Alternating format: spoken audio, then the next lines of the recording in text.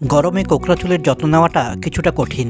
বাতাসের আর্দ্রতা ও উষ্ণতার গড়পতনে চুলের 12টা বেজে যাওয়া অসম্ভব কিছু নয়। তাই চুলের যত্নের রুটিনের কিছুটা পরিবর্তন আনতে হবে। সিরাপ জেল ব্যবহার করুন।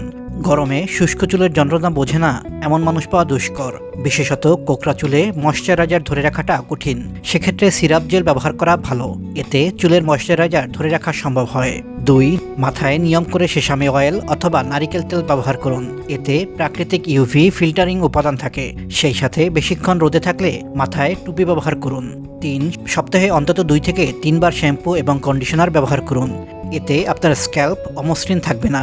তবে স্ক্যাল্পে চুলকানি শুরু হলে এমন শ্যাম্পু ব্যবহার করুন যাতে কোটোকোনাজাল নামক উপাদান থাকে। 4. আপনার ব্যবহারের কন্ডিশনার ফ্রিজে রাখুন। শুধুমাত্র ব্যবহারের আগে ফ্রিজ থেকে বের করুন। এতে চুলের কিউটিগুলো মজবুত রাখা সম্ভব হবে। শুধু তাই নয়, যে সকল শ্যাম্পু কিছুটা অ্যাসিডিক তেমন শ্যাম্পু ব্যবহার করুন।